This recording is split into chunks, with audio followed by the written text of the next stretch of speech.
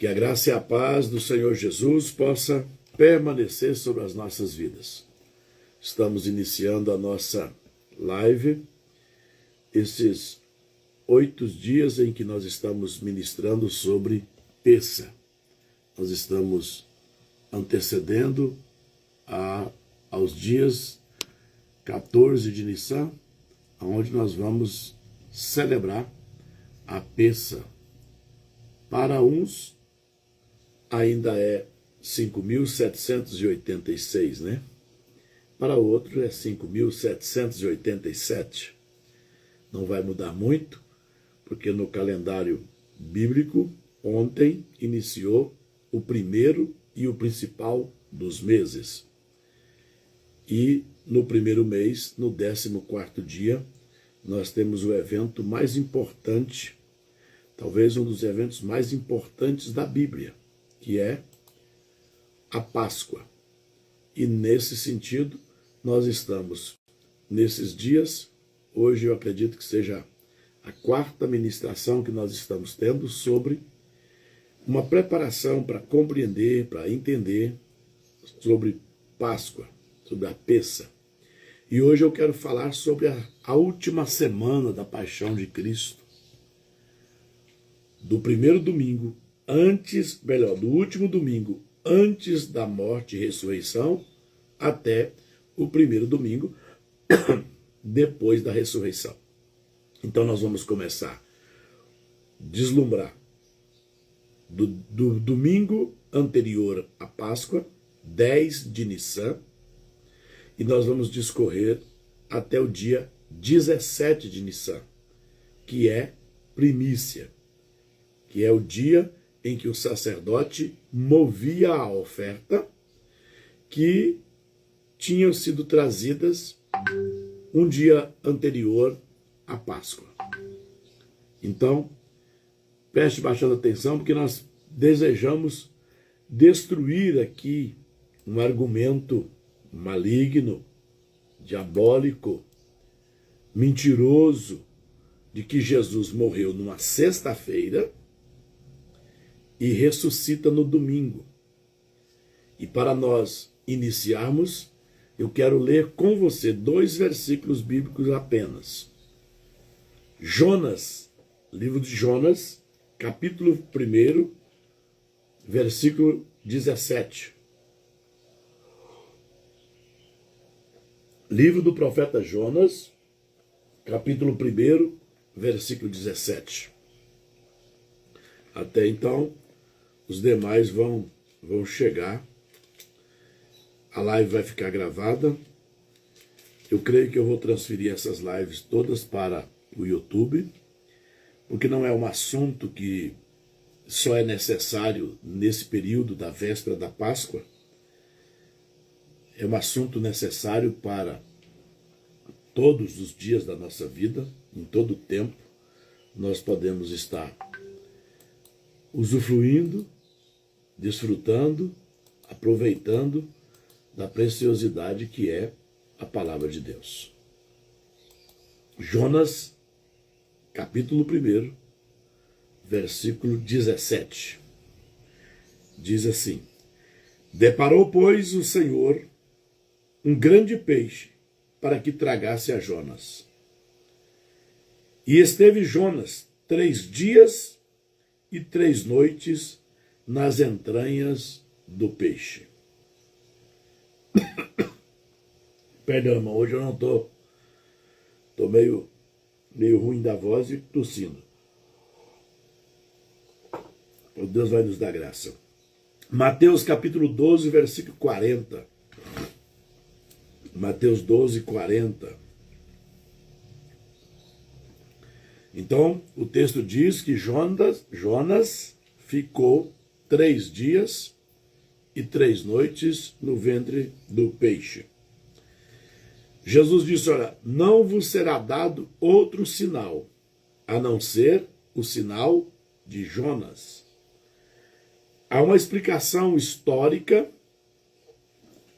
sobre o sinal de Jonas.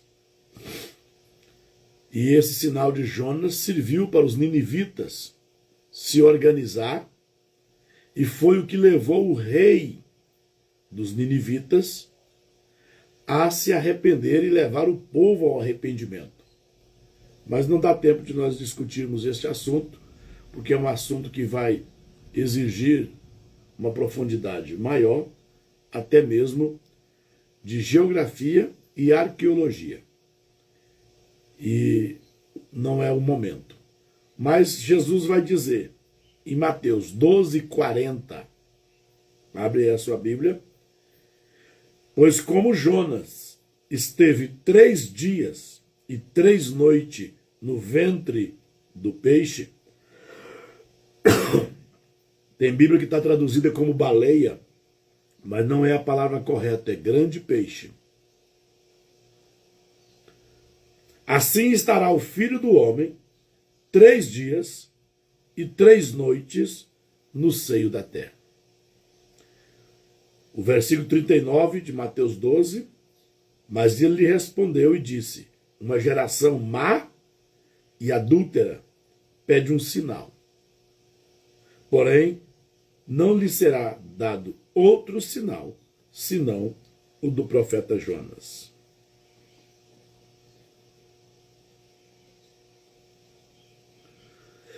Uma geração má e adúltera. Olha, isso aqui dá uma mensagem extraordinária. Por que eu preciso de sinal para me acreditar? Por causa da maldade e da perversidade que está no coração dos homens, eles exigem um sinal. Se você já se livrou, o seu coração já não é mau, e você não é mais adúltero, você crê no que está escrito sem que Deus tenha que provar nada para você. Geração má. Onias tem 2 referências sobre geração má e adúltera, e a outra é geração má e perversa. Já que você é um evangelista, né, gosta de pregar, a mensagem aí é forte. Por que alguém pede um sinal? O que Deus tem que provar para você? É um assunto sério. Mas o texto está dizendo, vocês me pedem um sinal. Deixa eu voltar aqui no texto. Mateus 12:40. Vocês me pedem um sinal, mas nenhum sinal lhe será dado, senão o do profeta Jonas. Para os ninivitas, o sinal de Jonas é bem interessante, ele é geográfico. Mas para a geração que Jesus estava, para aqueles que estavam esperando e saber se verdadeiramente aquele homem era o Messias, o sinal para aquela geração que aguardava a vinda do Messias não eram os sinais, prodígios e maravilhas que Jesus operou que provaria que ele era o Messias. Você não pode condenar quem não dava conta de aceitar Jesus, o Nazareno, o Galileu, o carpinteiro, o filho de Maria, ser o Messias. Por quê? Porque faltava um sinal muito importante, ou o principal dos sinais. Por quê? Ressuscitar mortos? Outros homens ressuscitaram. Ressuscitar morto em Israel não foi novidade, não surgiu com Cristo. Outros homens, assim como temos registro na Escritura, e muitos que não estão registrados, havia ressurreição, limpeza de lepras, leprosos eram curados, multiplicação de pães. Ah, pastor, isso não existia. Meu irmão, Eliseu multiplicou um punhado de espiga para 100 homens comer. Eliseu mandou um homem tomar banho num rio e ele saiu limpo da lepra. Elias e Eliseu ressuscitou mortos. Então os sinais miraculosos não era convincente que Jesus era o Messias. Mas ele disse, olha, eu vou dar outro sinal. E este é o sinal de Jonas. E aí vocês vão saber que eu sou o Messias. Para os discípulos que estavam próximos, ele disse, olha, importa que o homem morra, seja entregue e morra. E fique 3 dias e depois ressuscite. Os discípulos que andaram próximo de Jesus, tiveram unidos com Jesus, a maioria deles desistiram e saíram para suas atividades anteriores depois que ele foi sepultado. O exemplo maior é os 2 discípulos que estavam indo para Emaús. Mas eles não sabiam que ele morreria em 3 dias e ressuscitaria? Agora presta atenção. Qual foi dos discípulos que ficou esperando Jesus ressuscitar? Dito na Escritura, nenhum. Quem de fato ficou esperando Jesus ressuscitar com 3 dias? As mulheres. As mulheres representam a igreja. Os apóstolos representam Israel. Israel ainda está esperando o Messias. Mas a igreja, representada por aquelas mulheres que está em Mateus 28, 1, diz que ao findar do sábado, ao entrar o primeiro dia da semana, Maria Madalena e as outras Marias foram ao sepulcro. Salomé e outras. Por quê? Porque elas ficaram contando 1 dia, 2 dias, 3 dias. Olha, ele vai ressuscitar. Vamos lá. Terminou o Shabat. Ao correr para o túmulo, a Bíblia diz que elas ouviram um barulho, um terremoto. E quando elas chegaram no túmulo, o túmulo estava aberto, estava vazio, e alguém de um aspecto como de um relâmpago, de vestes claras, disse a elas, por que vocês estão procurando o vivo entre os mortos? Ele não está aqui, ele já ressuscitou. As mulheres representam a igreja. Os apóstolos representam Israel, que ninguém cruzou os braços e ninguém ficou esperando. Não tinha um homem esperando a ressurreição de Jesus. Mas as mulheres, e aqui elas levam vantagem. Ó, Patrícia Silva, eu vou falar essa parte, você não fica nervosa, tá? E as demais mulheres, é só uma brincadeira. Você sabe por que Jesus ressuscitou e apareceu primeiro às mulheres? Não sabe, né? Ele tinha pressa que a notícia se espalhasse. Pô, é brincadeira, tá? As mulheres vão ficar bravas comigo. Não, irmão, é brincadeira, viu? Se ele tivesse com pressa mesmo, ele ia aparecer num salão de cabeleireiro, né? Tô brincando. É só brincadeira. As mulheres estavam mais atentas, as mulheres são mais sensíveis, as mulheres estão muito mais atentas às coisas de Deus. A prova é que em qualquer comunidade que você for, tem mais mulheres servindo a Deus do que homens. A mulher enfrenta a batalha maior do dia a dia, não é o homem. Essa história de, eu trabalho. Lá em casa só eu trabalho, isso é uma palhaçada, né? Então a mulher tem sensibilidade. Então, desculpa a brincadeira, é porque a gente perde o amigo, mas não perde a oportunidade de fazer a brincadeira. As mulheres estavam esperando.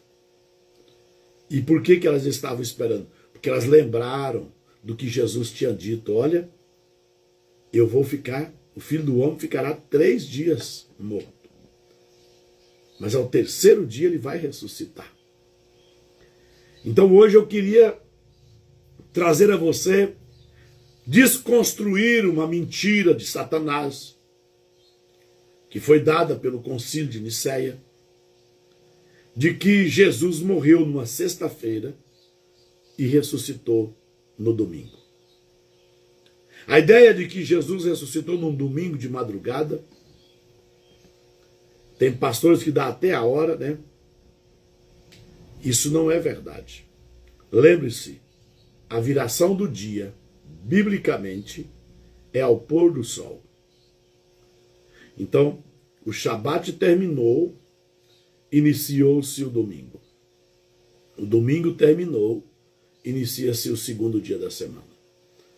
Então, para você entender isso, eu queria que você tivesse bastante atenção. Pena que eu não sei, até que compartilhar aqui no Zoom é capaz de dar certo de eu mandar a imagem. Eu escrevi isso há muitos anos, tem mais de 20 anos que eu escrevi esse estudo. Gastei muitos dias queimando a minha cabeça, quase derreti as pestanas de tanto que eu queria provar isso, porque eu encontrei uma palavra, Onias, que era Shabaton. As mulheres estavam preocupadas porque amanhã era Shabaton. Mas traduzido para nós, véspera de Shabat, véspera do sábado. Então, com os meus ensinos, com os meus estudos que eu aprendi, a palavra Shabaton significa sábado menor, ou Shabat menor. Assim como tem a Pessa e Pessa Shani, que é a Pessa menor, que ela é depois da Páscoa. O Shabat é o 7º dia. Mas qualquer dia que antecede a uma festa, o dia anterior a uma festa, é Shabaton, Shabat menor. E talvez baseado nesse princípio de que antecedendo, eu posso anteceder um Shabat, como eu posso prolongar a Páscoa, é que Jesus vai celebrar a Páscoa um dia antes, no dia 13, e não no dia 14 de Nissan. É verdade que no dia 14 ele é o Cordeiro. Então, se ele estivesse crucificado, ele não poderia celebrar a Páscoa junto com os discípulos. Agora guarde aí, escreva aí, para você nunca mais esquecer. Todas as vezes. Qual é o dia da semana que vai dar Shabat esse ano? Por favor, alguém me ajuda aí, que eu estou sem calendário. Dia 1º de abril, vai dar que dia da semana? E a nossa Páscoa vai ser no entardecer do 1º de abril. 1º de abril inicia 14 de Nissan. Alguém escreve aí para mim? Quarta-feira. Preste bastante atenção. Quarta-feira, 1º de abril, nós estaremos celebrando a Páscoa. Certo? Biblicamente, preste atenção. Biblicamente, terça-feira é Shabaton. O que significa? Que na terça-feira, pastora Luciana Ramos, para os judeus e para nós também que observamos o Shabat, deveríamos fazer apenas o trabalho que fosse realmente necessário fazer. Os demais trabalhos que eu pudesse não fazer, eu deveria não fazer, porque é assim, amanhã vai ter um culto, amanhã vai ter a festa, amanhã vai ter Páscoa. Eu vou, Onias, desacelerar. No avião, quando está faltando assim alguns minutos próximo de pousar, o piloto diz: voo, plano de tal, tantas horas, previsão de chegada, tal momento, estamos a 30 mil pés. E dá essa informação. Quem já é acostumado a viajar vai lembrar. Passam 5, 10 minutinhos, ele diz: preparando para pouso. Aí você vê que o avião desacelera. Você vê que a compressão que está dentro da aeronave, ali está a 14 libras, 15 libras, ela volta, porque a nossa atmosfera aqui está na casa de 19 libras. Nós vivemos numa atmosfera com 19 libras. Mas para o avião subir com facilidade, você não percebe. Mas aquele tempo que o avião fica fechado, ele está baixando as libras. Na verdade, ele está injetando ar dentro da aeronave. Por isso que você está na aeronave da Luciana Ferreira. Você que voa daqui para a Europa, né? Esses 9, 10 horas aí, dá uma sonolência, uma fraqueza. Por quê? Porque o que faz a gente respirar e inspirar, a Renata também, né? Fica voando do Brasil para a Suíça aí, parece ser gente chique, né? O que faz a gente respirar é a pressão atmosférica. Você tem que fazer força para jogar o gás carbônico para fora. Porque para ingerir o oxigênio, a pressão atmosférica faz você ingerir. Por isso que quando os brasileiros vão jogar nesses países aqui da América do Sul, em La Paz, na Bolívia, no Peru, no Equador, lugares altos, a gente não consegue correr porque lá a pressão atmosférica é mais baixa. Quanto mais você sobe, mais baixa a pressão atmosférica. Então quando você entra na aeronave, que ele fecha, aí ele vai jogando oxigênio, jogando oxigênio, jogando oxigênio. E vai caindo a pressão, aí você vai respirando mais lento. Por quê? Porque tem pouca pressão atmosférica. Isso ajuda também a aeronave a subir. Quando ele diz assim, olha, preparando para pouso, você escuta que ele desacelera o motor, tchau, e lá dentro começa, está soltando ar para a aeronave ficar mais pesada e descer com mais facilidade. O que é o Shabaton? É esse desaceleramento que nós, a maioria de nós, irmãos, saímos da empresa e corremos para o culto. Às vezes não dá tempo nem de tirar o uniforme. Você chega no culto com a cabeça a 1000 coisas para resolver, algo que você estava envolvido, não deu conta de você se preparar. Aí a igreja criou uma técnica. Vamos cantar 3 hinos aqui. Aí fica lá cantando 3 hinos para ver se o povo desce, porque o povo está nas nuvens, né? Ver se o povo aterriza para poder participar do culto. E esse aceleramento, Luciano, de culto todo dia, todo dia, irmão, isso está muito mais por arrecadação do que para realmente levar a igreja à compreensão. Então, uma birra de que igreja que tem culto de segunda a segunda, um ativismo que não leva as pessoas a desenvolver nada. Por quê? Porque faz as coisas tudo pela metade, tudo correndo, tudo com pressa. E essa é a geração que não dá conta de esperar 3 dias. Não sei se minha mãe está aqui no grupo do Zoom. Se minha mãe estiver aqui, quando nós terminarmos a gravação, vocês não me deixem esquecer. Eu vou pedir que ela ensine vocês o que é fé. Meu pai, um homem hoje com 80 anos, mas muito antes, com 50, ele já fazia isso, e ele fez isso mais de 40 anos, de ir para o Rio, pastor Anete Ferreira. Você que é aí do Amazonas, que conhece o que é rio, né? Presta atenção. Minha mãe, meu pai ia sozinho pescar. Irmão, se ele acontecesse alguma coisa lá no rio, só Deus para encontrar ele. Para onde ele ia? Quando chegava lá, ele ia por dentro d'água. Quando chegava lá, ele saía de dentro d'água e fazia o barraco dele lá no meio do mato. Que se tirasse a canoa dali, ninguém sabia onde ele estava. Sozinho, muitas e muitas vezes. E dizer assim, olha, se correr tudo bem, eu volto antes. Mas se eu não estiver pegando, eu só volto tal dia. Aí ele estava lá 4, 5, 7 dias.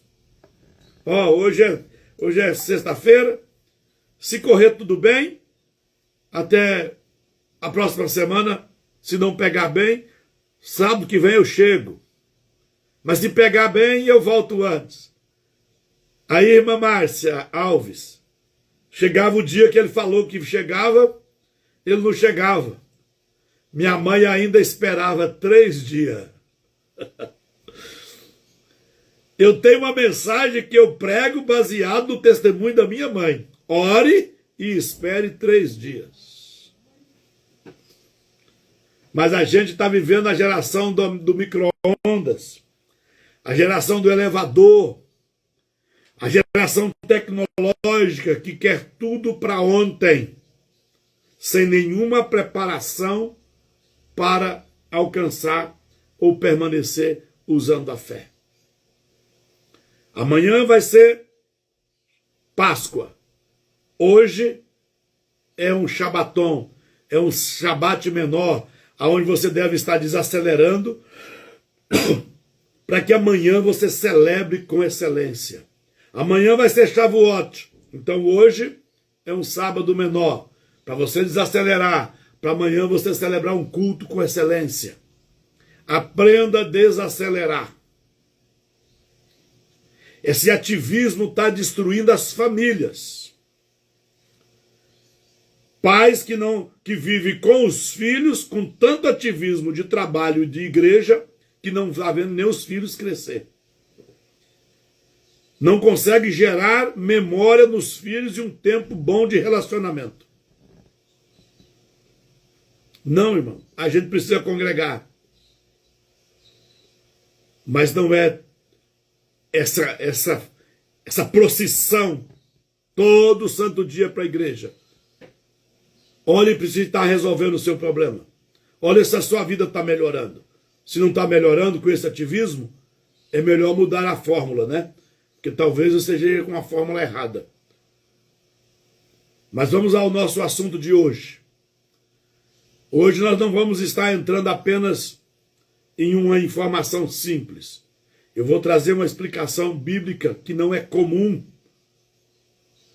Hoje nós vamos estar, além de entender o tempo em que Cristo morreu e ressuscitou, você vai entender que Deus está no controle do tempo. Porque a nossa primeira live aqui, eu falei sobre Moed, sobre Deus ter um monte de governo, como ele governar sobre o tempo. E na eternidade, pastora Leila, ele já tinha providenciado e ditado qual era o dia deste acontecimento em que Cristo iria subir ao Calvário. Isso não foi depois que o homem pecou, não foi depois da saída do Egito. Isso está profetizado antes. Então, é um tempo em que nós estamos próximos. Nós já entramos, porque nós já estamos em Nissan. Mas é um tempo, um portal profético, um tempo estabelecido por Deus, algo que Deus preparou antes da eternidade. Porque existe algo que muitos ainda não entenderam, não compreenderam, que esta semana chamada por muitos de Semana da Paixão de Cristo, ela marcaria a história para sempre.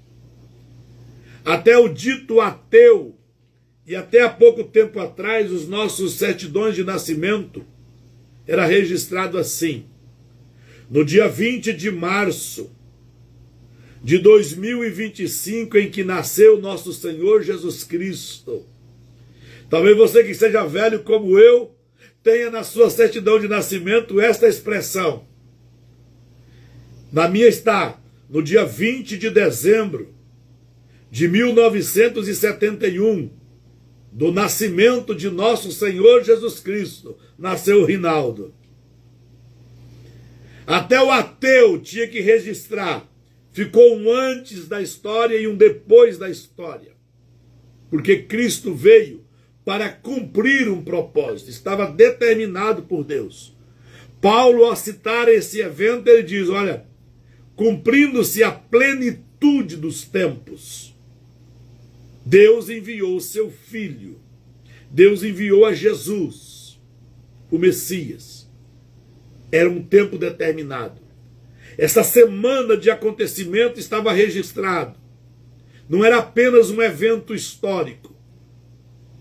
Ela é o cumprimento exato de um calendário estabelecido por Deus na Torá para mostrar que Deus está no controle de tudo. Não foi improvisado, Nada foi coincidência, nada foi por acaso. Antes da cruz existir, antes da ressurreição acontecer, antes mesmo do nascimento de Jesus, Deus já havia marcado cada detalhe do que aconteceria neste dia.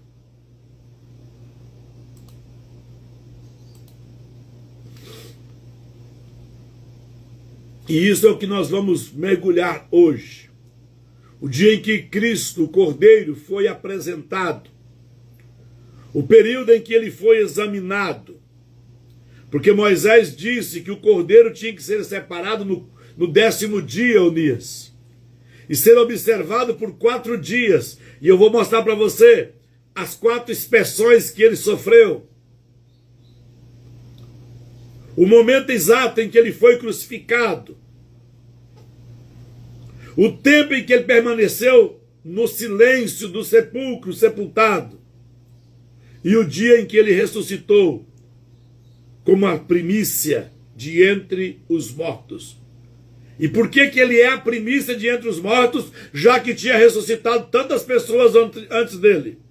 Ele mesmo ressuscitou vários. É que todos voltaram com os seus corpos naturais. Voltaram à vida. Mas Jesus voltou com o corpo glorificado. Ele é o primeiro a receber um corpo glorificado. Paulo, quando vai falar aos Tessalonicenses, na sua primeira carta, no capítulo 4, ele diz, olha, sobre aqueles que já morreram, eu não quero que vocês fiquem entristecidos. Porque quando ouvirmos a voz do arcanjo e o toque da última trombeta, nós, os que estivermos vivos, seremos transformados. Os mortos ressuscitarão primeiro e juntamente encontraremos com o Senhor nos ares. O que vai acontecer no arrebatamento? O mais importante do arrebatamento é a nossa transformação. Porque Paulo diz que o corpo corruptível será transformado em um corpo incorruptível. O que é natural vai se transformar em sobrenatural. E aí não haverá mais distância, não haverá mais limites para o homem. Por quê? Porque assim como ele é, nós o veremos. Significa que nós estaremos na mesma dimensão. Eu acredito muito, Melry, que o corpo glorificado nos leva para a condição do corpo angelical. E nós governaremos com o Senhor depois do arrebatamento, depois que passarmos as bodas do Cordeiro e passarmos aqui os 1000 anos. Nós, a igreja, a Bíblia diz que nós estaremos governando com ele. Não sei se no corpo visível ou invisível, mas ainda haverá 1000 anos. E depois, então, o fechamento de toda a história. Aí a Bíblia diz que haverá o grande trono branco, o grande e terrível dia do Senhor, quando Deus vai julgar todos, os que já nasceram e ainda os que vão nascer. E quando encerrar esse tribunal, a Bíblia diz que haverá um novo céu e uma nova terra. E viveremos com o Senhor para sempre. Tem gente esperando ir embora daqui para outro lugar. Eu estou esperando o dia do arrebatamento. Eu estou vivendo e me esforçando para que aquele dia, quando eu ouvir o toque da trombeta e a voz do arcanjo, eu possa ser transformado, ter o corpo glorificado. Então eu já fui salvo, estou sendo salvo e serei salvo. Eu fui salvo no meu espírito quando eu recebi a palavra. Eu estou sendo salvo agora pelo fogo, pelo batismo do fogo, que é a palavra transformando o meu caráter. Eu estou sendo salvo. E eu serei salvo quando o meu corpo corruptível receber a incorruptibilidade. Então agora a salvação estará completa. Espírito salvo, alma salva e corpo salvo. Por isso santidade é para espírito, alma e corpo. Eu tenho muita dificuldade de pensar o que vai acontecer com aqueles que não se preocupam com a santificação do corpo. Porque a Bíblia fala da santificação do corpo e os pastores ficam comendo porco. É impossível um corpo que se alimenta de impureza ser santo, ser puro. E se você olhar com atenção, a primeira recomendação de santidade na Bíblia está em Levítico 11. Sede santo, porque eu, Senhor, sou santo. E lá ele estava falando de alimentos, do que purifica, do que contamina o corpo. Nós precisamos voltar para a palavra. Nós precisamos deixar a tradição. Nós precisamos jogar fora a doutrina romana, grega. Nós precisamos abraçar a Torá, porque é dela que está escrito acerca da nossa salvação. Então é isso que nós vamos mergulhar hoje. O dia em que o Cordeiro foi apresentado, o período em que ele foi examinado, o momento exato em que ele foi crucificado, o tempo em que ele permaneceu em silêncio no sepulcro e o dia em que ele ressuscitou como primícia. Tudo isso alinhado perfeitamente com a Páscoa, perfeitamente com a Pessa. Preste atenção. Nós vamos iniciar no dia 10. O dia 10 o cordeiro era separado. Eu vou mostrar para você textualmente na Bíblia que no dia 10 de Nissan ele entrou em Jerusalém. E exatamente nesse dia, Jesus entra em Jerusalém sendo apresentado para ser vistoriado. Era o cordeiro vistoriado. Nos dias seguintes, o cordeiro é examinado novamente.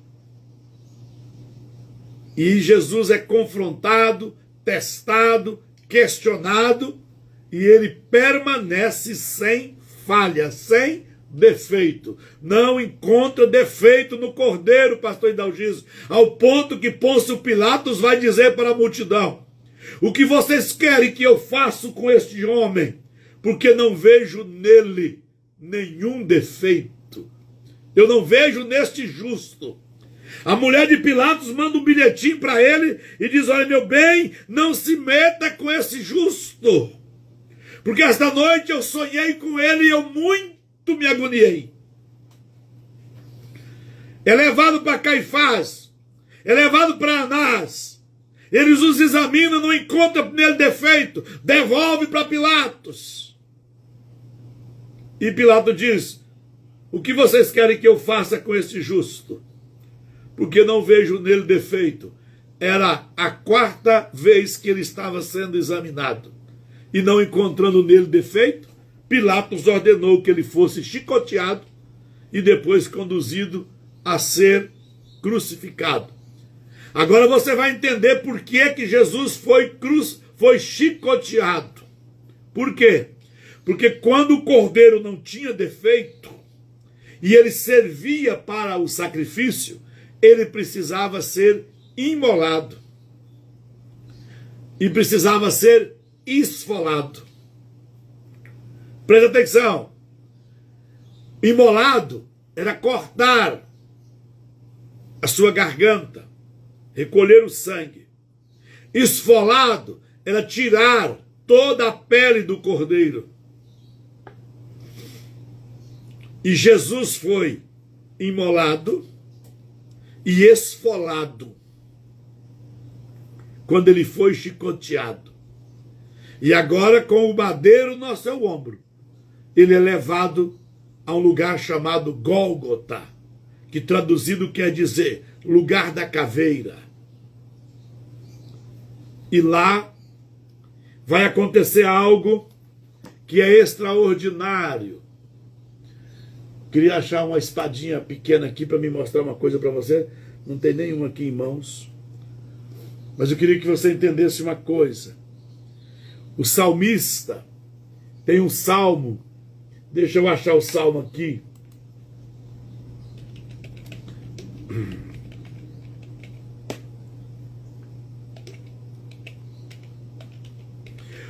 Você nunca viu esse versículo? Tem um texto bíblico que diz assim: a caveira cabeluda. Você nem vai acreditar que está na Bíblia, né? A caveira cabeluda. Deixa eu achar o texto que me fugiu agora o salmo. Mas lembrei agora que eu ia falar isso, né? Deixa eu ver. Salmo 68, versículo 21 ou 22. Deixa eu ver. Sim, Deus parte a cabeça dos seus inimigos e a caveira cabeluda do que anda nos seus próprios delitos. Você nunca tinha visto esse versículo, Patrícia? Salmo 68, 21. Sim, Deus parte a cabeça dos seus inimigos e ele fere a caveira cabeluda.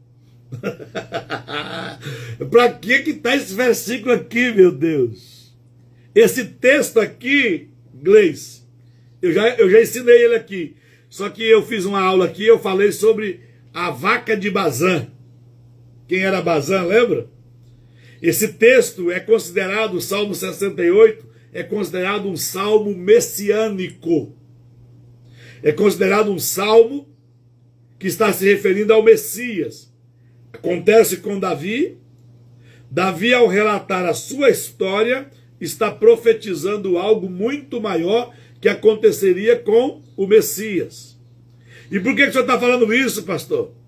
Porque, na verdade, quando Jesus sobe, pastor Anete, com a cruz nos seus ombros, e quando ele chega lá, que ele coloca a cruz na montanha, de fato nunca foi uma cruz, era uma espada.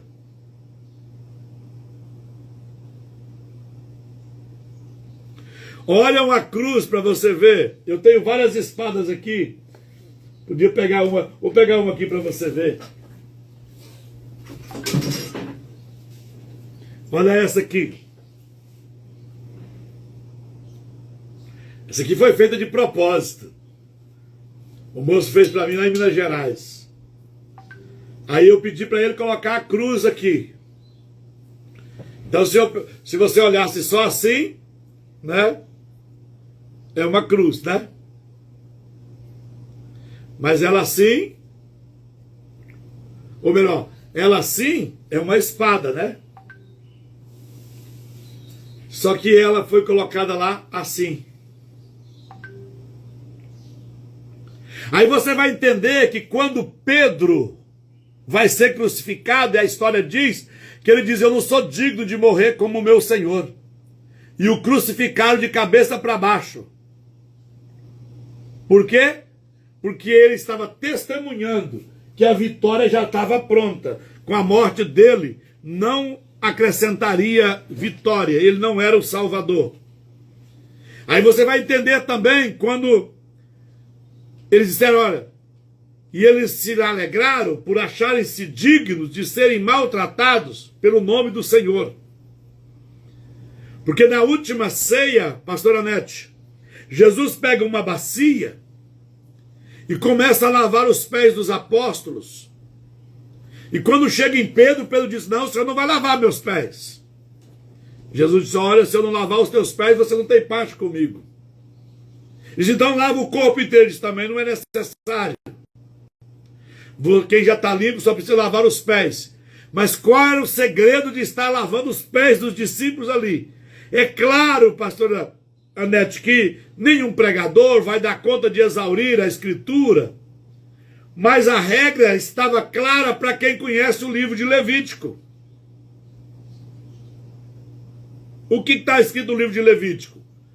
Que o cordeiro para o holocausto deve se lavar os pés. Mas o cordeiro para sacrifício não se lava os pés. Esse detalhe passa na vista de muita gente sem perceber. Então, se você trazia um cordeiro, Rafaela, para ser perdoado, o cordeiro que era oferecido para holocausto fazia o serviço de aproximar o pecador de Deus, não perdoava. Então o cordeiro que era queimado em holocausto, dentro do tabernáculo, no altar do holocausto, não era para perdoar pecado. Esse era para aproximar o pecador de Deus. Lembram disso? Esse cordeiro tinha que lavar os pés dele, para depois imolar e sacrificar. Mas quando se oferecia o cordeiro para sacrifício, para perdoar pecado, que era feito no dia 10 de Yom Kippur, de Tishrei, esse cordeiro não se lavava os pés, e esse cordeiro era sacrificado lá fora do arraial, não era dentro do arraial. E aonde que sacrificava ele? Numa pedra, fora. Então Jesus chega e os discípulos estão entendendo o que Jesus está fazendo. Por quê? Dalgísio, quando Jesus lava os pés dos discípulos, ele estava dizendo: eu vou morrer para perdoar os pecadores, mas vocês vão ser mortos para aproximar os pecadores de mim.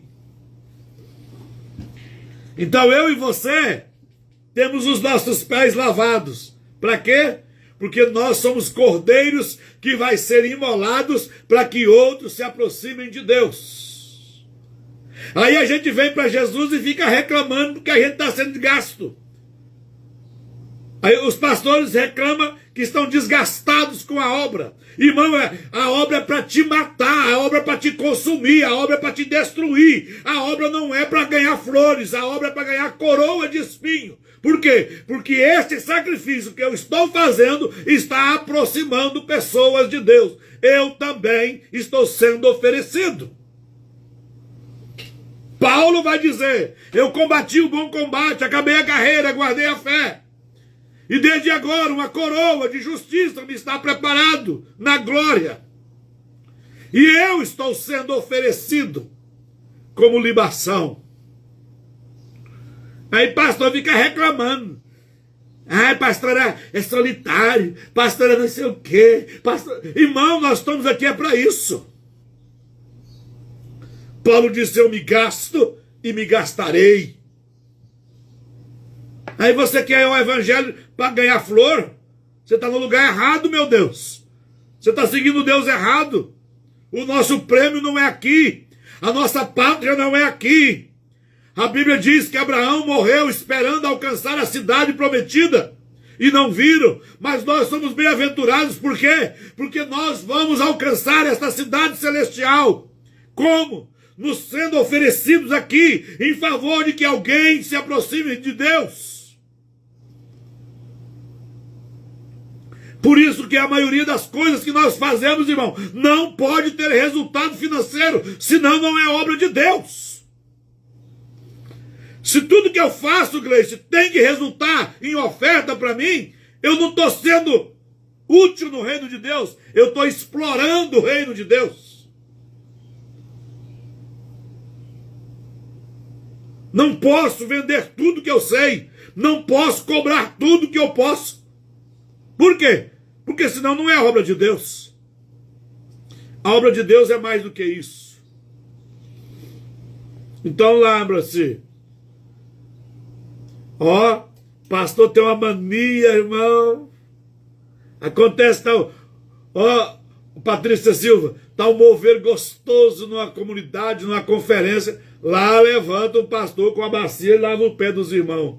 Ei, irmão, você não vai lavar meus pés fácil, não. Sabe por quê? Porque aquilo é um aviso que logo em seguida você vai passar por uma grande aflição.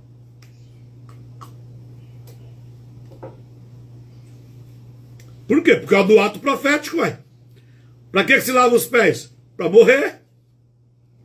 Ah, mas eu lavei os pés do irmão, foi para que eu queria pedir perdão para ele. Podia ser feito de outro jeito, né, irmão? Cuidado com os seus atos proféticos, você não sabe para quê.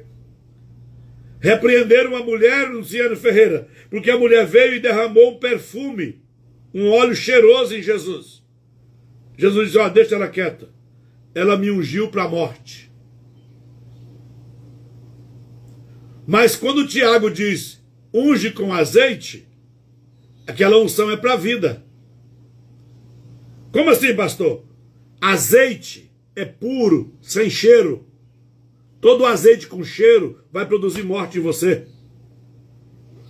Mas tem pastor aí com revelação de anjo para fazer óleo cheiroso.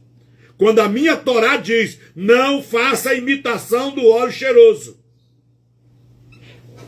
Ungiu você com óleo cheiroso? Olha, você pode até levantar do leito de morte, mas que antecipou o dia de você morrer, isso eu tenho certeza. Por quê? Porque a mulher ungiu Jesus, 3 dias depois ele estava na sepultura. E ele disse, ela me ungiu para me morrer. Deixa ela. Ela está cumprindo um propósito. Ela me ungiu para a morte. Aí você está aí, todo alegrinho, comprando um óleo ungido, cheiroso, para passar no seu corpo, e para ungir não sei porquê, e ungir mais não sei porquê. Eu fico olhando essas coisas, eu falo, meu Deus, que Bíblia que eles usam mesmo? Porque não é a mesma que eu uso, não. E tem algo mais forte ainda. Enquanto o céu preparava a redenção aqui na terra, a terra preparava a traição. Aproximando-se do momento de Jesus ser entregue, ele vai ser traído por todos os seus discípulos. Todos. Não foi só Judas que traiu Jesus. Todos negaram Jesus. Enquanto Deus organizava a salvação, os homens aqui na terra estavam organizando a cruz. 2 movimentos acontecendo ao mesmo tempo. Um espiritual e um humano.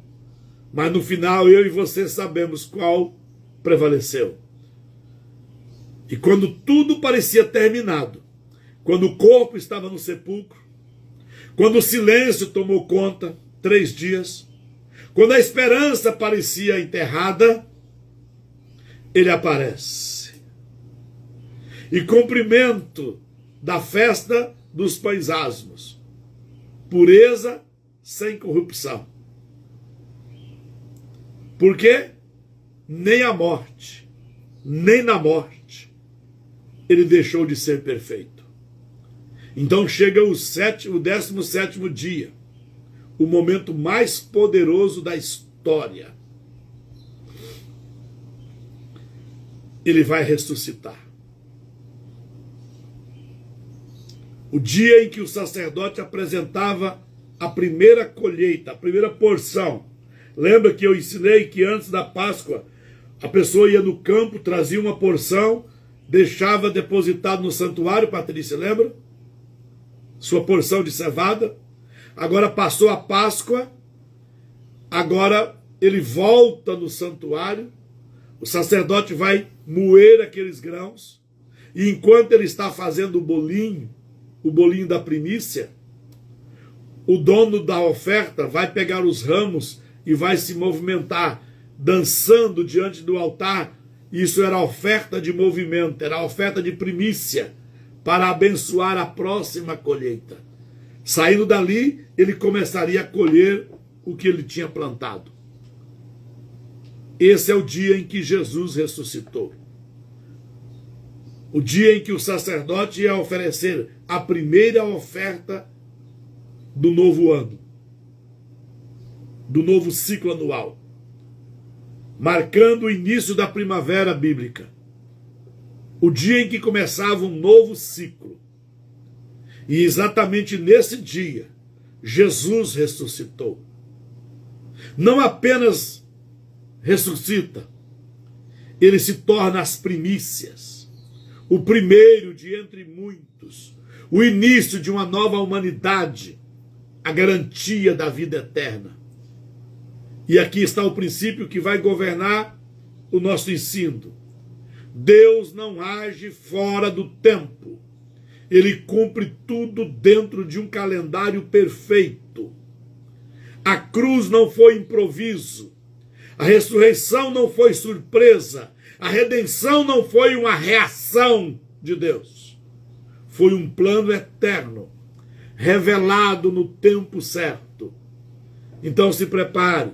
Vamos estudar a Semana Santa, ou conhecida como Semana da Paixão de Cristo. Preste bastante atenção. Se eu fosse você, eu pegava um papel, anotava. Vai te ajudar muito a compreender. Você poder meditar nisso depois. Escreva aí do dia 1 ao dia, do dia 10 ao dia 17. Vamos fazer um exercício junto. Do dia 10 de Nissan, 10 do primeiro mês. Escreva do lado aí, domingo, ou primeiro dia da semana. Lembra que, olhe para mim, o dia começa com o anoitecer. Terminou-se o Shabat, inicia-se o primeiro dia da semana. A primeira parte do dia bíblico é a parte escura, é a noite. Então o dia se divide em duas partes, 12 horas escuras e 12 horas claras. Então inicia-se o primeiro dia da semana. À noite, Jesus está em Betânia.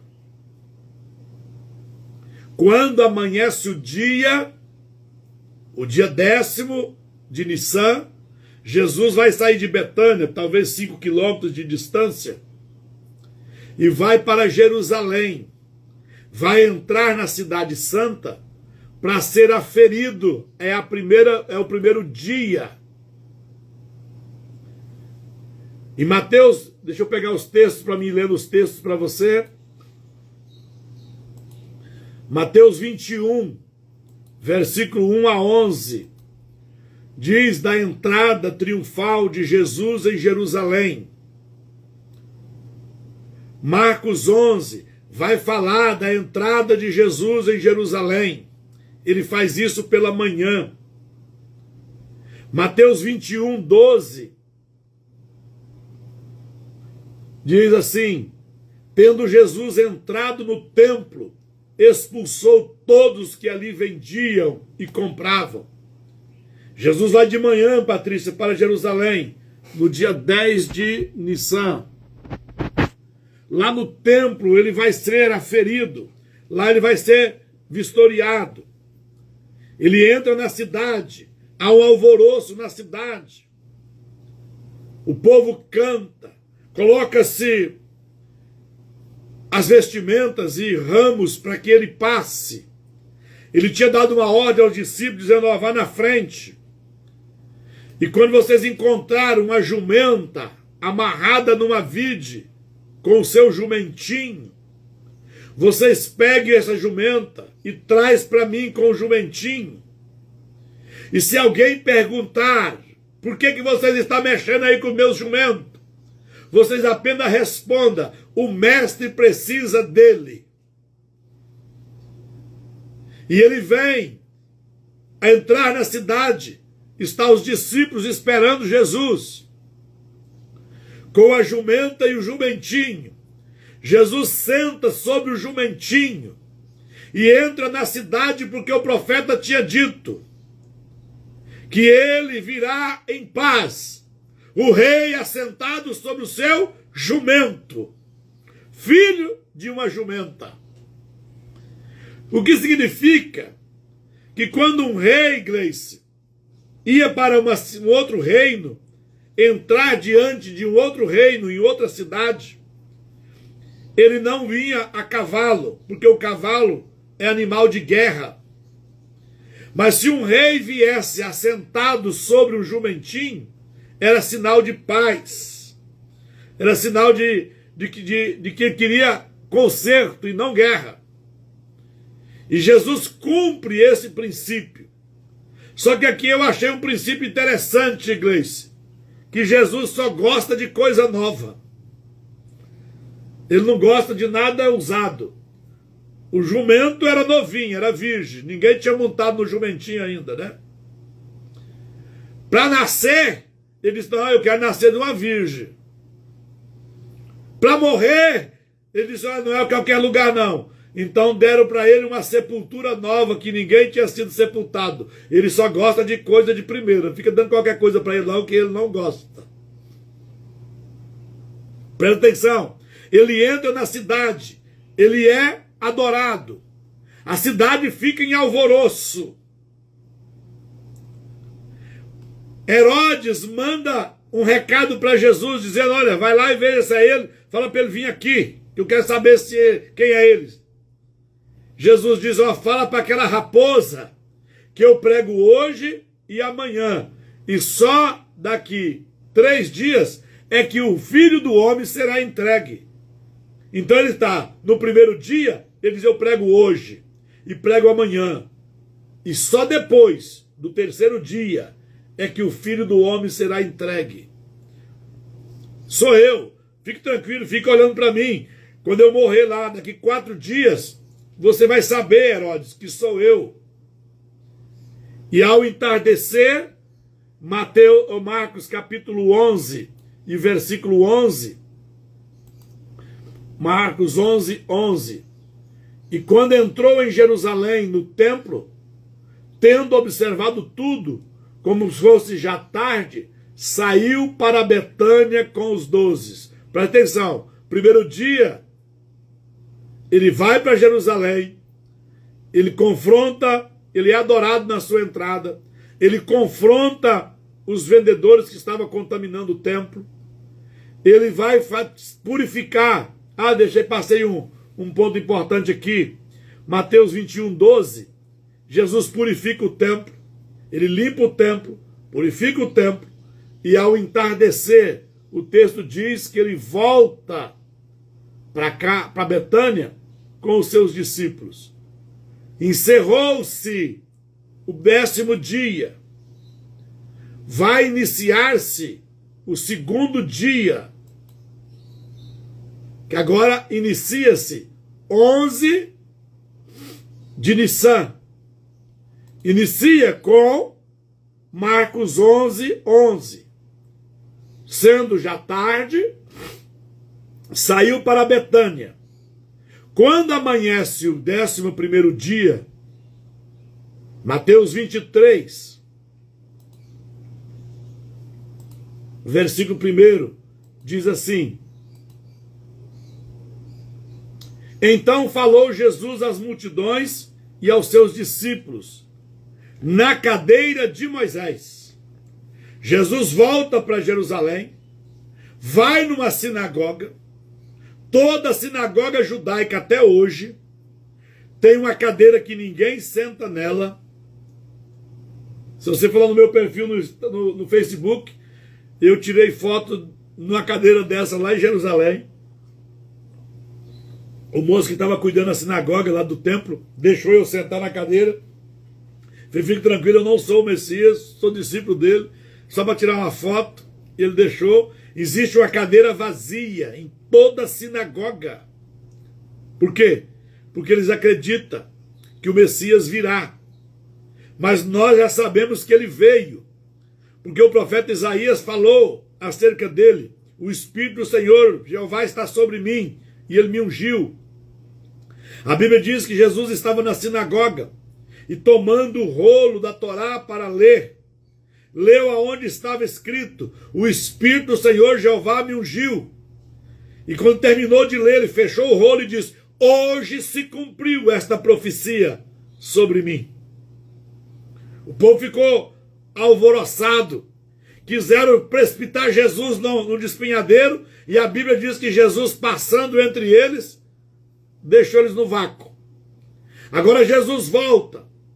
Jesus entra numa sinagoga, Patrícia, senta na cadeira de Moisés.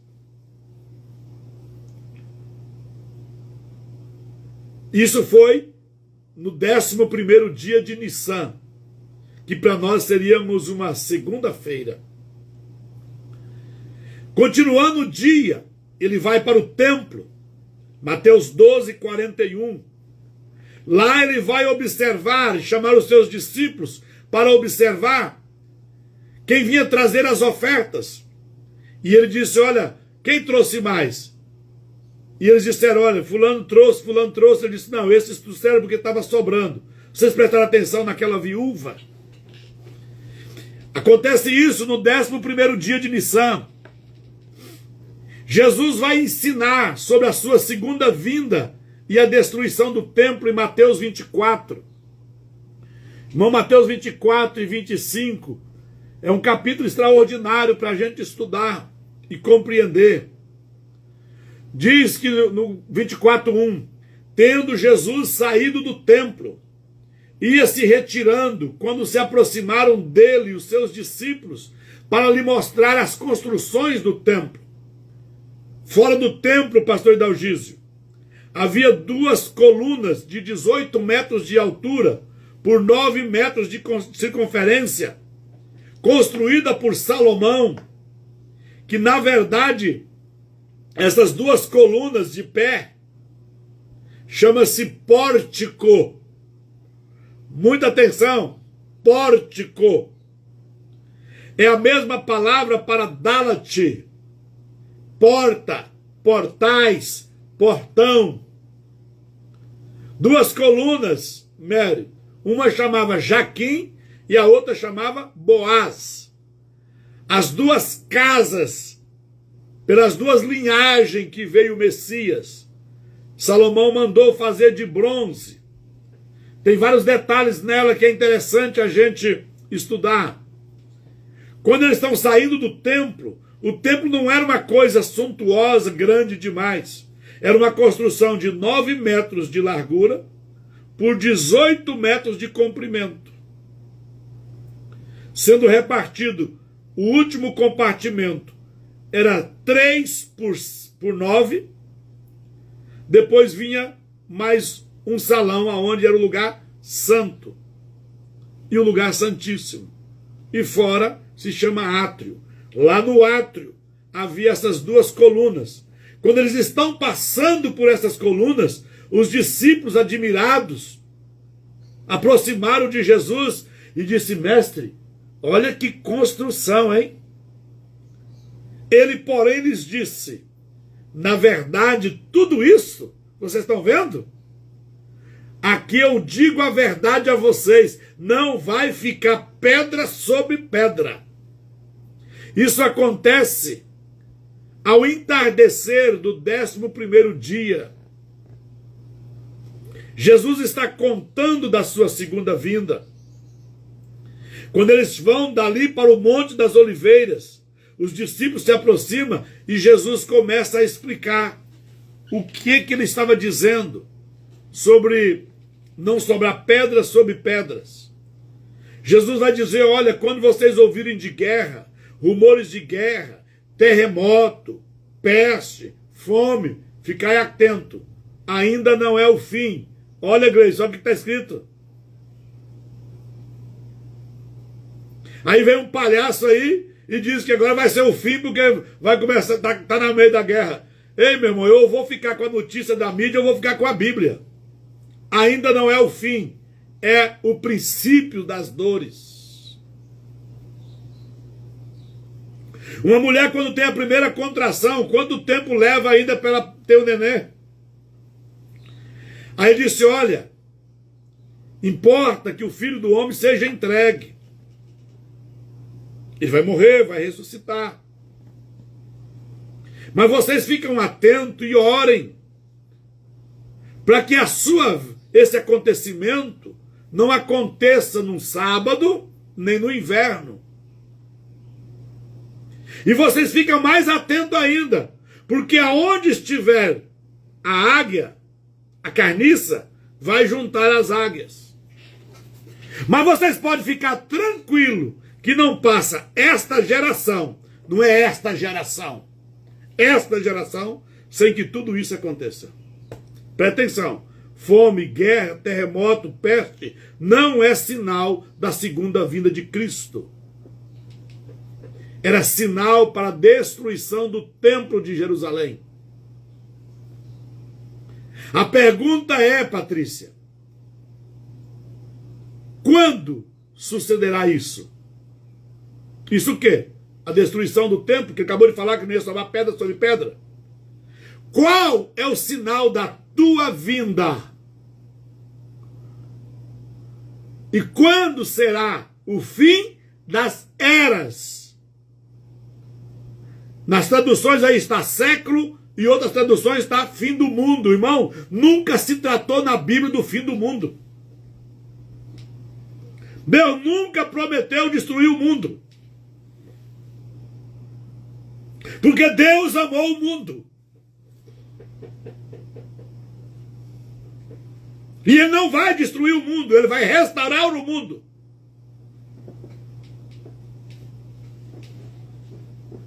Quando será isso? Isso o quê? A destruição do templo.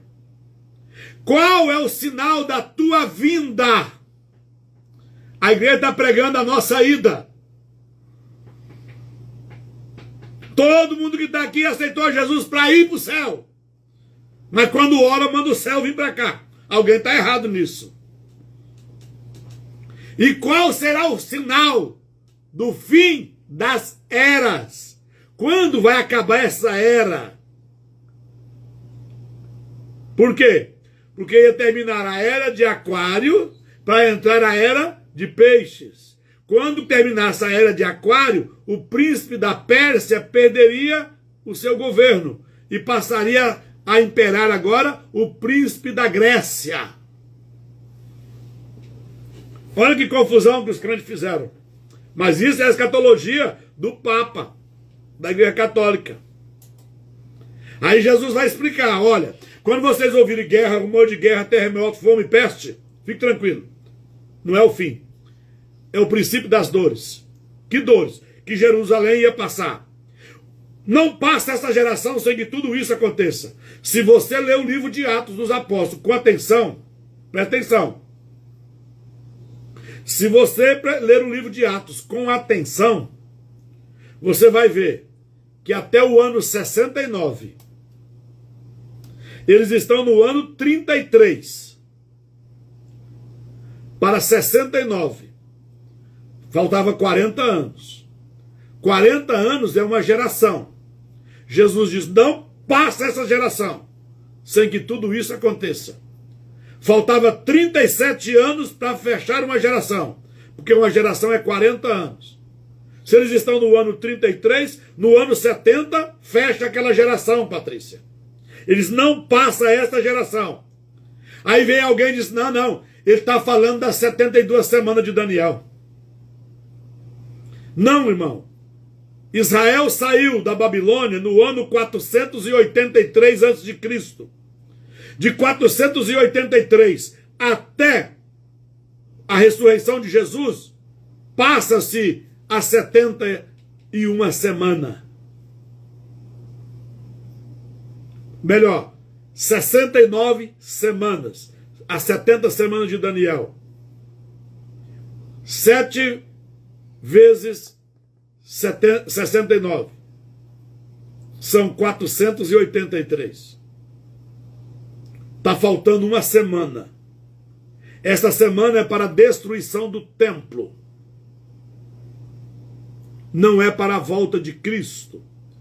Pensa comigo, Hidalgísio, faz a conta aí, já que eu sou inteligente. Em 483 anos, passou 69 semanas, certo? Já passou 2025 anos e não terminou a última semana ainda. Essa conta está errada, irmão. Pegou, Ângelo?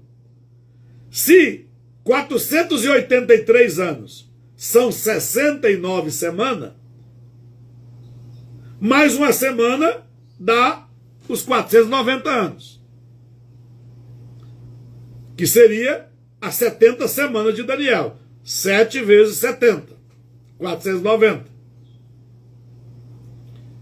Ele diz, ó, não passa essa geração sem que tudo isso aconteça. O que vai acontecer antes que cumpra esta geração? Qual era o acontecimento? A destruição do templo.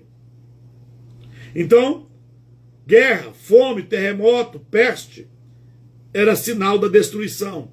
Se você ler o livro de Atos, olha, a Ásia foi devastada por uma peste chamada peste de Siracusa. Lá realmente teve pandemia.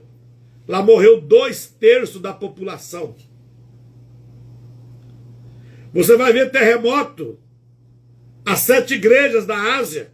Você vai lá hoje, só tem as ruínas. O que derrubou? Terremoto. O que aconteceu quando? Não, agora é um terremoto aqui no Chile. Alguém diz, ah, Deus está dando final. É o final do tempo, irmão. Passou 2000 anos dessa história. Fome. Você vai ver o apóstolo Paulo pedindo oferta para ajudar os irmãos da Judéia que estavam tendo fome. Guerra é o que mais teve nesse período. Mas vamos lá. Jesus disse, olha, antes de acontecer isso, eu quero que vocês orem para que isso não aconteça no Shabat e nem no inverno. Por quê?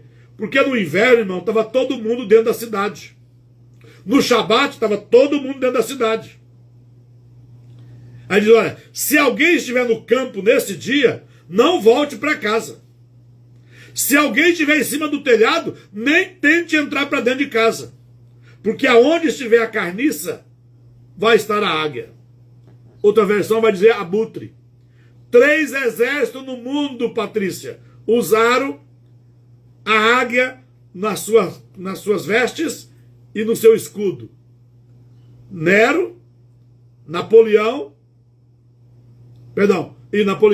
e Tito Romano. O Napoleão já é século 17, 18. Nero foi um imperador próximo depois de Cristo. Mas no ano 69, o imperador era Tito Romano. Tito Romano cercou Jerusalém por 5 meses. E a história que Flávio Josefo conta, que é o maior historiador bíblico e não é cristão, diz que dentro de Jerusalém nenhum cristão, dito cristãos que seguiam Cristo, morreu dentro de Jerusalém. Por quê? Porque quando eles olharam o exército de Tito Romano, em toda veste, em toda farda tinha uma águia, em todo escudo tinha uma águia. Eles lembraram do que Jesus falou: aonde estiver a carniça, vai juntar-se as águias. E os crentes, ó, capou o gato de Jerusalém. Não morreu um crente. Depois de 5 meses que a cidade estava cercada, eles invadiram o templo, derrubaram o templo. Queimaram o templo para tirar o cobre, para tirar a prata, para tirar os metais que era colocado entre as grandes pedras. Por isso derrubaram o templo, para tirar o metal que está lá.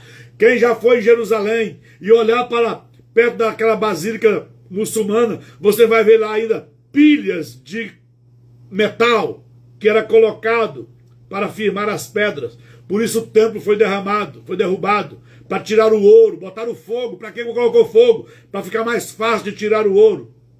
E destruiu todo o templo. Pastor, e qual é o sinal da segunda vinda de Cristo?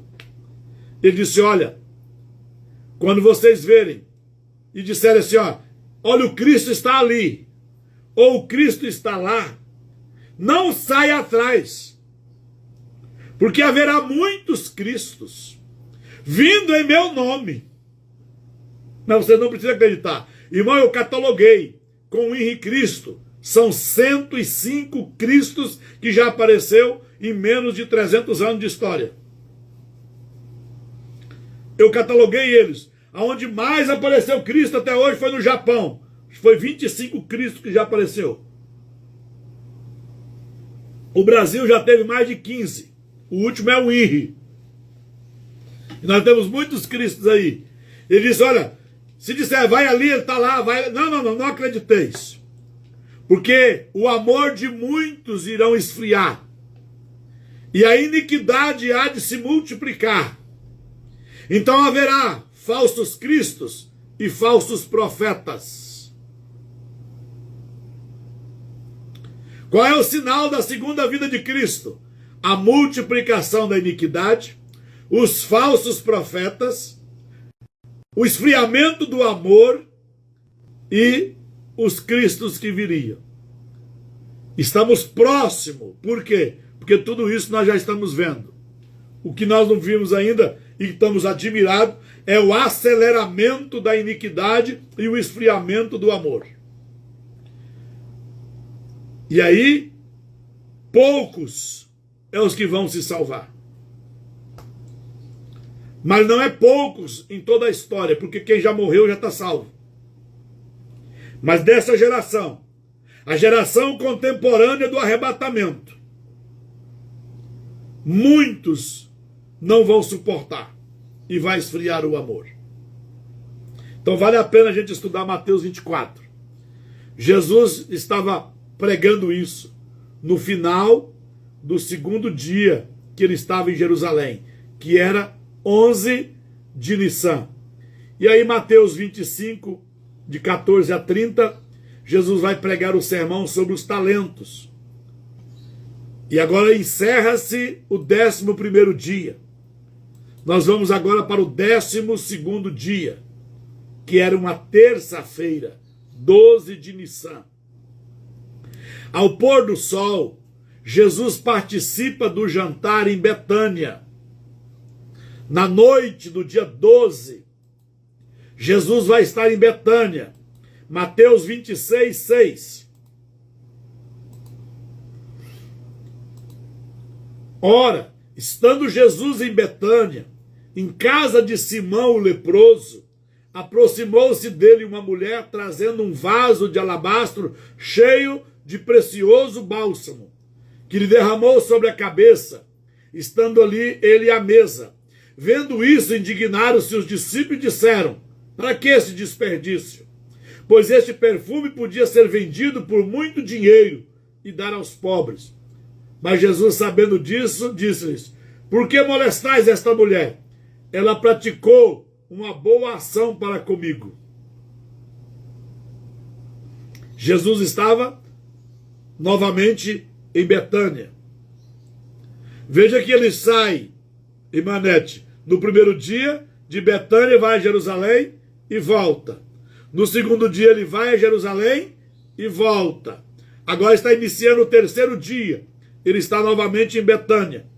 Quando amanhece o dia, Mateus 26, 14, a Bíblia diz que então um dos 12, chamado Judas Iscariote, indo ter com os principais dos sacerdotes, foi negociar a venda de Jesus, a traição de Jesus.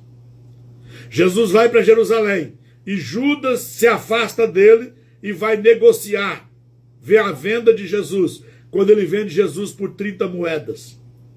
Jesus continua durante o dia e ele vai falar da preparação da Páscoa. Por quê? Porque era 12 de Nissan.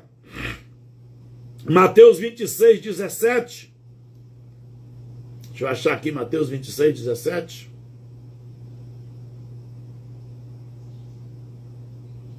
No primeiro dia da festa dos pães asmos, o dia em que tirava o fermento, que já organizava a sua casa, vieram os discípulos a Jesus e perguntaram, onde queres que te façamos a preparativo para comeres a Páscoa?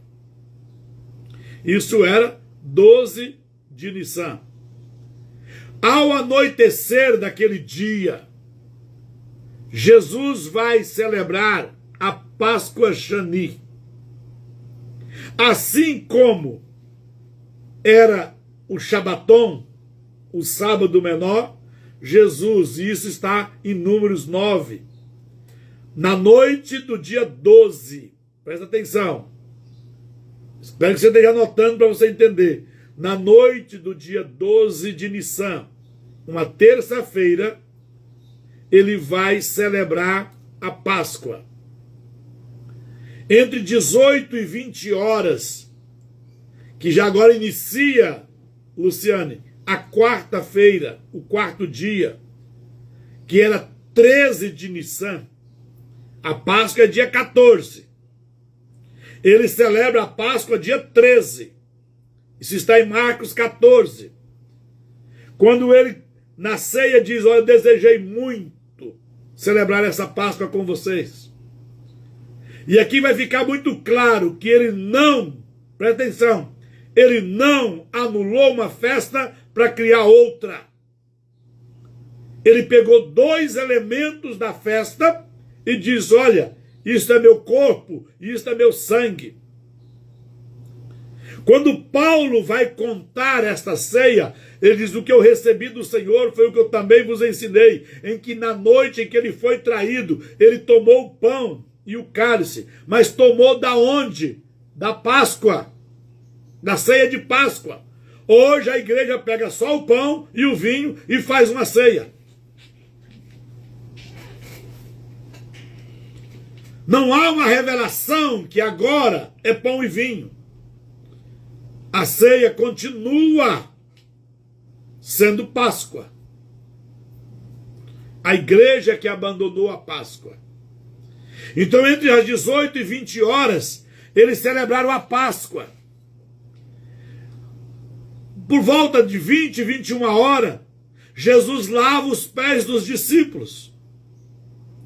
Entre 20 e 21 horas, Jesus instituiu o que nós chamamos de ceia. Foi quando ele manifestou os dois elementos.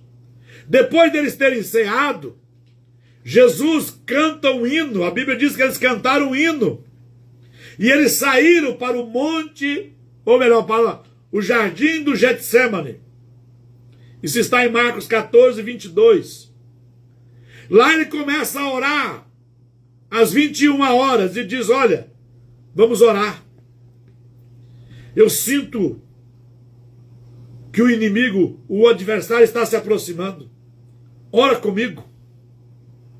Diz que deixando eles orando, ele pegou 3 discípulos, andou mais um pouco e oraram. Voltando, encontrou os discípulos dormindo. Ele disse: ei, orai e vigiai. O espírito está pronto, mas a carne é fraca, precisa vigiar. Novamente ele vai ao lugar da oração, levando os 3, e ora intensamente. E ao voltar, agora já era 23 horas, encontra eles dormindo novamente. Ele volta para a oração e ora até a meia-noite. E diz que ele orou com tanta intensidade, e havia tanta angústia, que ele suou gotas de sangue. Voltando, encontrou os discípulos dormindo outra vez. Ele disse: nem uma hora vocês podem velar comigo? Acorda, o traidor se aproxima. A Bíblia diz em Marcos 14 que por volta da meia-noite, Judas chega no jardim do Getsêmani com uma turba, umas 500 pessoas. Mas era noite, todos muito parecidos. Judas tinha feito um trato: olha, aquele que eu beijar no rosto é o Messias. Então, à meia-noite, Jesus é entregue àquela turba. Jesus é julgado, é levado para o Sinédrio, em Mateus 27 e Marcos 14. E aqui eles cometem as mesmas violações que o Alexandre de Moraes está cometendo no Tribunal Superior Federal. O quê? Violando todas as leis da época. Um sinédrio só podia reunir quando tinha 72 anciões. Jamais o sinédrio se reuniria para julgar alguém à noite. O sinédrio começou um tribunal à meia-noite. E não estava composto dos 72 anciões. pelo menos dois estavam faltando, que era José de Arimateias e Nicodemos. Então, primeiro, não podia julgar à noite. Segundo, não podia julgar quando o sinédrio não estava completo. Jesus foi julgado, Thaísa, da meia-noite até às 6 da manhã. Agora, ao amanhecer do quarto dia, do dia 13 de Nissan, entre 6 e 9 horas da manhã, ele é levado diante de Pôncio Pilatos. Marcos 15, 1. Deixa eu ler isso para você.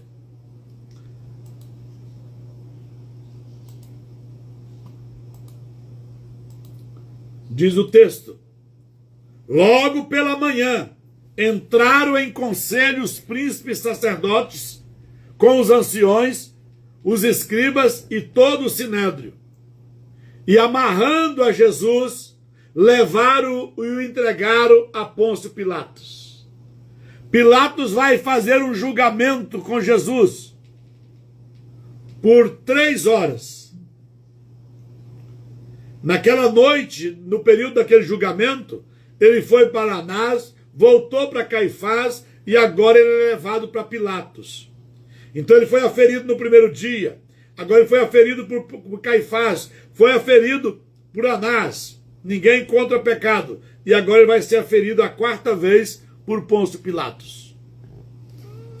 Entre 12 horas, entre meio-dia e as 15 horas, ele foi levado à crucificação. Mateus 15, 25 diz: era a hora 3ª quando o crucificaram. 15 horas da tarde. Jesus já tinha sido julgado, açoitado, e agora ele é levado a ser crucificado. Às 15 horas, Jesus vai reclinar a sua cabeça, dar um brado e vai entregar o seu espírito. Diz Marcos 15, 33. Chegada a hora 6ª, 3 horas da tarde, houve trevas sobre toda a terra até a hora 9ª, até às 6 da tarde. A hora 9ª, ou melhor, perdão, estou confundindo. Hora 6ª, meio-dia. Hora 9ª, 3 horas da tarde. E na hora 9ª, clamou Jesus em alta voz: Eloi, Eloi, lama sabachthani, que quer dizer: Deus meu, por que me desamparaste? Aqui ele vai recitar o Salmo 68. Aqui ele está vivendo a íntegra do Salmo 68, que é o salmo profético de Davi sobre o Messias. 15 horas, 3 horas da tarde, ele inclina a sua cabeça e entrega o seu espírito a Deus. Entre 17 e 18 horas, Jesus é posto em uma sepultura. Mateus 27 e Marcos 15, 42. Ao cair da tarde, por ser o dia da preparação, o dia da preparação, Shabaton. Por quê? Porque amanhã vai ser Páscoa. Então hoje era o dia da preparação, o dia do desaceleramento. E é aqui que os crentes confundem. Por quê? Em outra versão diz, sendo véspera do sábado. Mas que sábado? A véspera da Páscoa. Por quê? Porque nós estamos na quarta-feira. Ele morre na quarta-feira. Quinta-feira é Páscoa. Sexta-feira é véspera do sábado, do Shabat. Então faz a conta. Se Jesus morre numa quarta-feira, às 3 horas da tarde, quinta-feira, às 3 horas da tarde, um dia, sexta-feira, 3 horas da tarde, 2 dias, sábado, 3 horas da tarde, 3 dias. Ele é sepultado, está escrito que é o pôr do dia, ao pôr do sol. Então ele vai para a sepultura no final da quarta-feira. Ele fica quinta-feira à noite e quinta-feira o dia. Sexta-feira à noite e sexta-feira dia. Sábado à noite e sábado dia. Quando está terminando o dia do sábado, inicia-se o primeiro dia da semana. Mateus 28. É quando ele vai ressuscitar. Agora, quinto dia, 14 de Nissan. Todo mundo está em casa celebrando a Páscoa. Jesus está na sepultura. Todo mundo está cumprindo Levítico 23, celebrando a Páscoa nos seus lares. O que está escrito em Levítico 23? 23:5. O que nascer de si mesmo, na tua seara... Deixa eu ler certo, 23:5. Isso. O que nascer de si mesmo, na sua seara, não cegarás. E as uvas da tua vinha, não podada, não colherás. Ano do descanso, solene será para a terra. Ei, ele era o fruto que estava no descanso. Ele estava na sepultura. Então, toda a noite do quinto dia, enquanto o povo celebrava a Páscoa, Jesus estava na sepultura. Nessa preparação estava o Shabat menor. Jesus está na sepultura. Quando amanhece o quinto dia, Jesus está sepultado. Nós vamos para o sexto dia, 15 de Nissan. Jesus continua sepultado. Agora, no final do quinto dia, ou melhor, do sexto dia, do dia 15 de Nissan, Marcos 16:1, diz assim: passado o sábado, Maria Madalena, Maria mãe de Tiago e Salomé compraram aromas para irem embalsamá-lo. Ele disse: olha, está terminando o tempo, está terminando o Shabat da semana, nós vamos... Não foram antes por quê? Porque era Páscoa. Ele tinha morrido. No outro dia, é preparação do Shabat. Então, era o dia da preparação. Elas não podiam ir. E ele estava na sepultura. No terceiro dia, no sábado, ele não podia. Porque era Shabat. Agora estava terminando o Shabat. Elas foram preparar os elementos para ir na sepultura e embalsamar Jesus. Vamos para o 16º dia de Nissan, Shabat.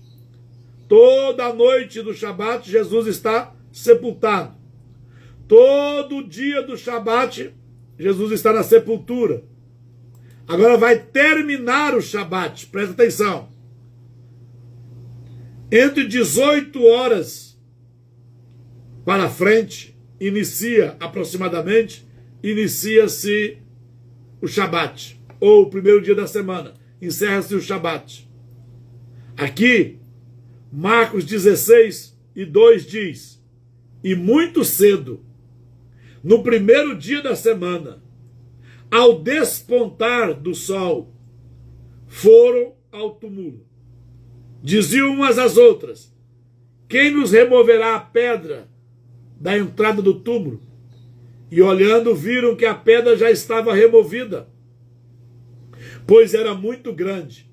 Entrando no túmulo, viram um jovem assentado do lado direito, vestido de branco, e ficaram surpreendidos e atemorizadas. Ele, porém, lhes disse: não vos atemorizeis. Buscais a Jesus, o Nazareno, que foi crucificado e ressuscitou? Não está mais aqui. Vede o lugar onde o tinha posto.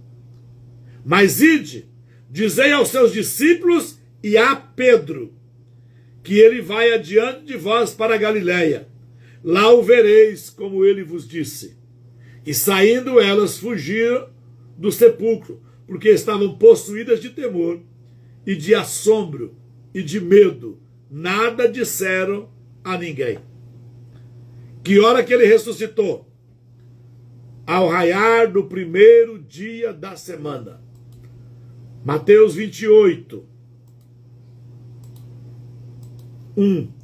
E no findar do sábado, ao entrar o primeiro dia da semana, Maria Madalena e as outras Marias foram ao sepulcro. E eis que houve um grande terremoto, porque um anjo do Senhor desceu do céu, chegou-se, removeu a pedra e assentou-se sobre ela. O seu aspecto era como um relâmpago, e as suas vestes alva como a neve. E os guardas tremeram epavoridos, e ficaram como se estivessem mortos. Mas o anjo, dirigindo-se às mulheres, disse: não temais, porque sei que buscais Jesus, que já foi crucificado. Ele não está aqui, ele já ressuscitou, como tinha dito. Vinde ver onde ele jazia. Jesus morre numa quarta-feira e ressuscita no primeiro dia da semana, cumprindo-se os 3 dias e 3 noites no seio da terra. Esse dia, 17º dia, era o dia das primícias. Era o dia em que você voltava no santuário, o sacerdote pegava a oferta que você trouxe antes da Páscoa e oferecia a oferta para abençoar a colheita. Era onde se consagrava as suas ofertas para começar a colheita da primavera. Os próximos 49 dias seriam dias de colher os 7 frutos da terra. E quando completasse o 50º dia, aí era a festa de Shavuot, a festa da colheita, a festa das primícias, que nós chamamos de Pentecostes.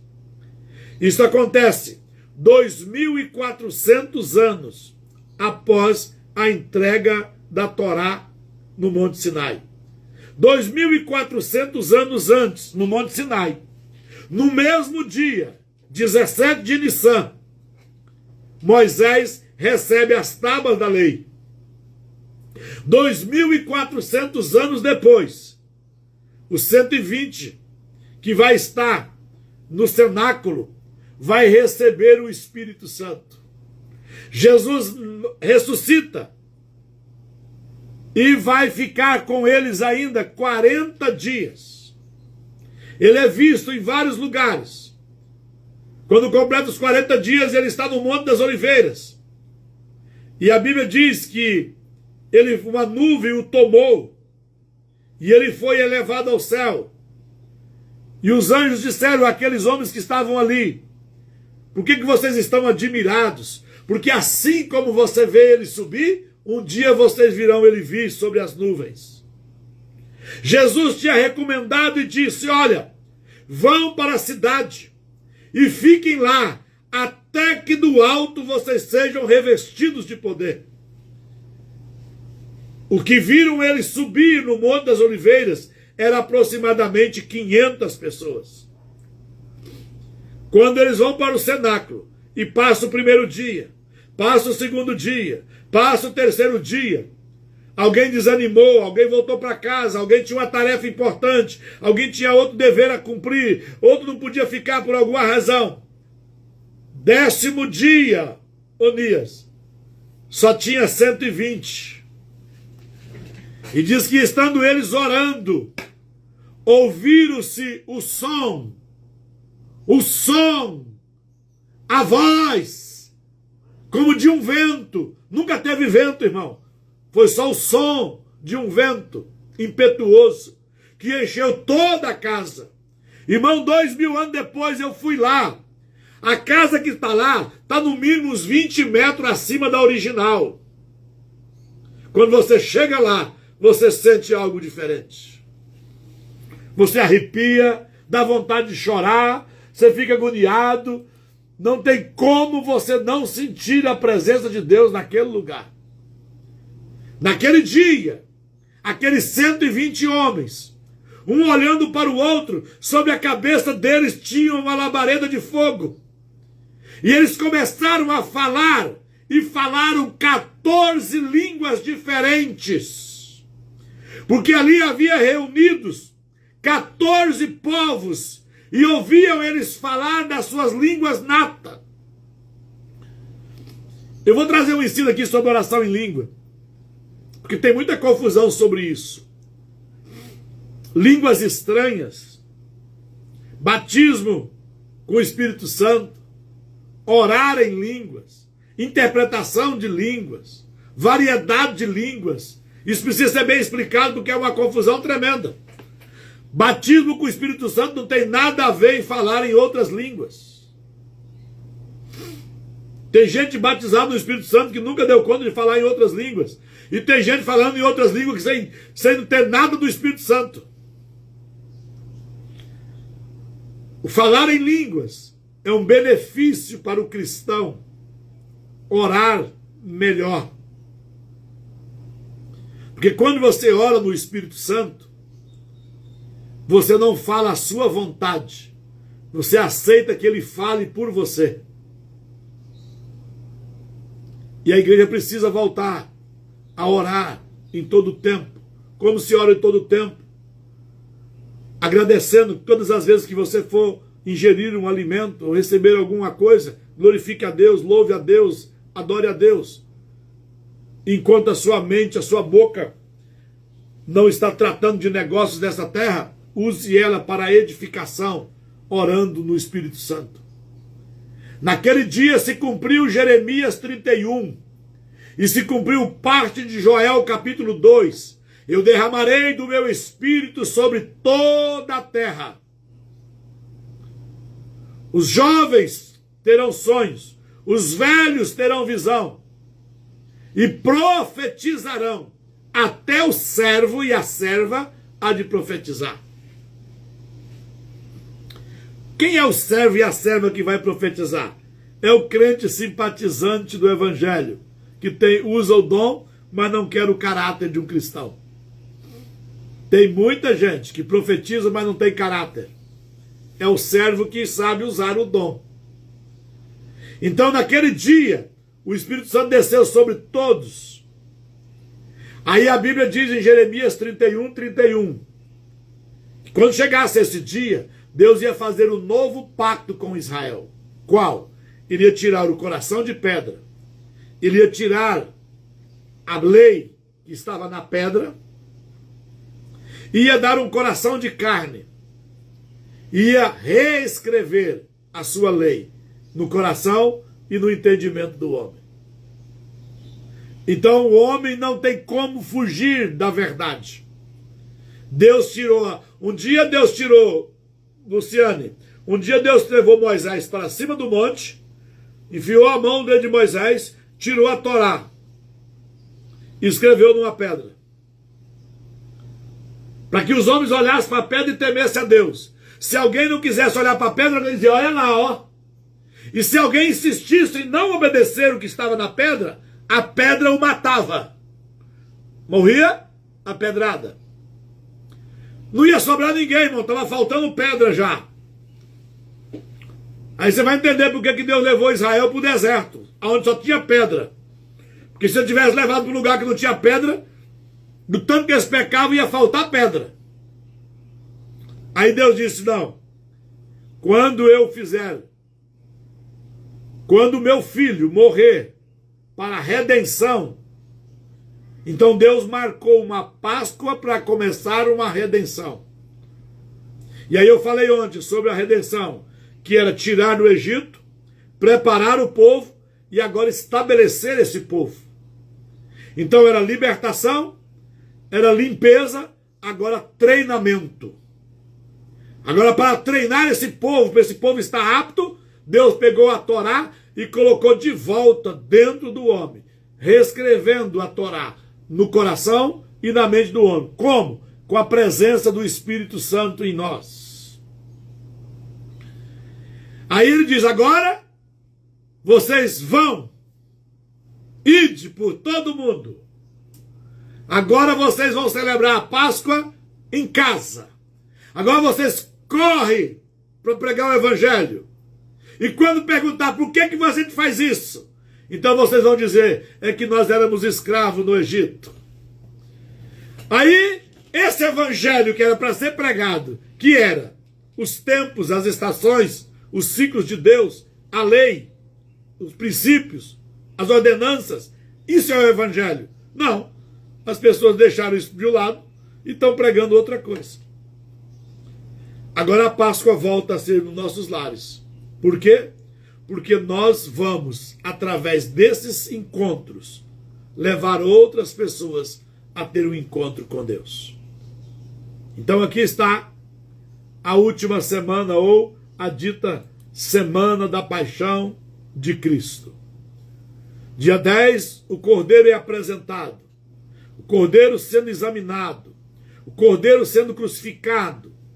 O Cordeiro sendo sepultado. E o Cordeiro sendo ressuscitado. Ou seja, não tem nada de coincidência. É um cumprimento profético, exatamente como estava na Torá. Amém? Que Deus te abençoe. Amanhã nós voltamos novamente. Eu acho que hoje é o 4º dia, né? Nós ainda temos...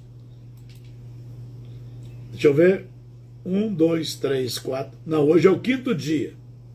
Nós ainda temos 3 reuniões. Sábado, domingo e segunda. Então amanhã, domingo e segunda, nós ainda vamos tratar acerca da Páscoa. Eu ainda vou ensinar você a batalhar espiritualmente, fazer guerra nesta Páscoa. Você abater os seus inimigos. E o último dia, na segunda-feira, nós vamos falar sobre como celebrar a Páscoa. Tá? Vai ser mais um aberto, mais para perguntas e respostas. Por quê? Porque muita gente está confuso. Qual é a forma que eu tenho para celebrar? Então, nós vamos esclarecer para você ter paz e celebrar com alegria. Amém? Eu vou encerrar aqui no Instagram. Deus abençoe você que está aqui no Instagram.